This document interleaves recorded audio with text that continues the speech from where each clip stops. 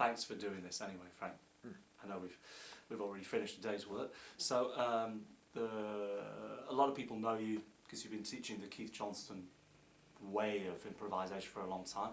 How do you think, and you've had a career, or having still a career as a professional actor, how do you think that from teaching you have changed from what you did with Keith back at university?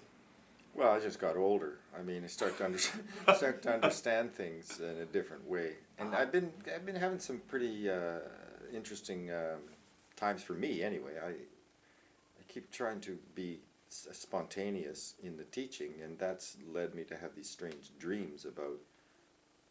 It sounds weird, but it's, you know, we're talking about, when we're talking about acting and that, about different versions of ourself in many ways. And before that gets too off into the loony zone, but there's different versions of ourself. We know that. Everybody, you know, I say that and people go, you know, you're different when you're alone than you are when you're in front of people, right. and different when you're with your friends, but especially when people are looking at you. We have this social self, and that's nothing new, right? We construct that over time, and it protects us and all that sort of stuff. But for characters, when you're trying to find a character in a play, especially a piece with text, you have to find a method that allows you to explore the text, rather than just sit there and analyze it and go, oh, well, this is what's happening here, and he's doing this, and he's doing that, or he thinks that, or here's the subtext and all of that sort of thing. I found that if you try out these exercises that Keith Johnstone's developed, and I've got one or two that I've kind of brought along over the time too, you try them on the text, you in different ways, and this is not. It's not like brain surgery where you got to go, well, I have to do this precisely and I have to do that precisely. You try different ways of doing the piece, and that feeds into these different versions of that character. So each character, like us, must have different versions of itself. So it's like you've got these different universes that you can run parallel to each other, and you pop between them.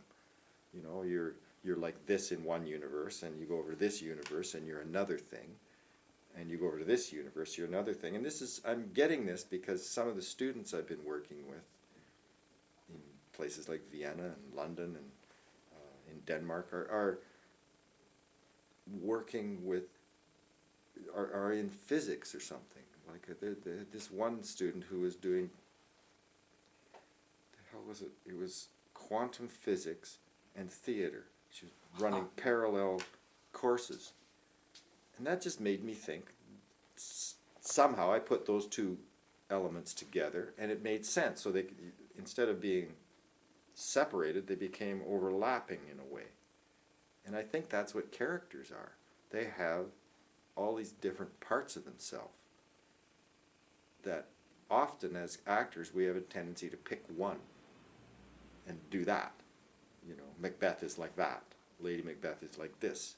But then we have these other elements in acting. They say, well, they're multi-dimensional. So, well, if they're multi-dimensional, what does that actually mean? How many dimensions are there? And how many, you know, we now know that Einstein was probably right when he said there are other universes. Then he said, no, there's not.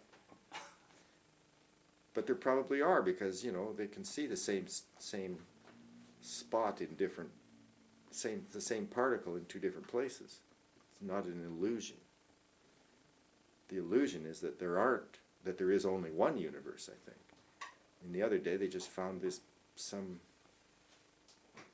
artificial thing orbiting around a star 1,500 light years away. So why couldn't we have different versions of ourself existing at different times, if you see what I mean? Right. in different places even. I mean, who knows what that means? Well, okay, that's great. You can put quantum physics and psychology together and say, when you're trying to do a character in a play,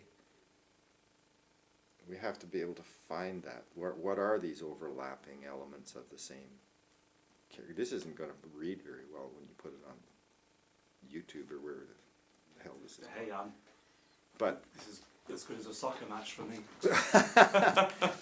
but I think that there's something there where we have to look at these characters in different ways in order to find out how to tell the story, in order for the actors to be able to tell the story, right? Right. They need,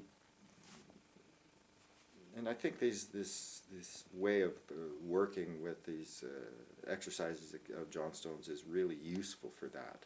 You have so many different ends to it.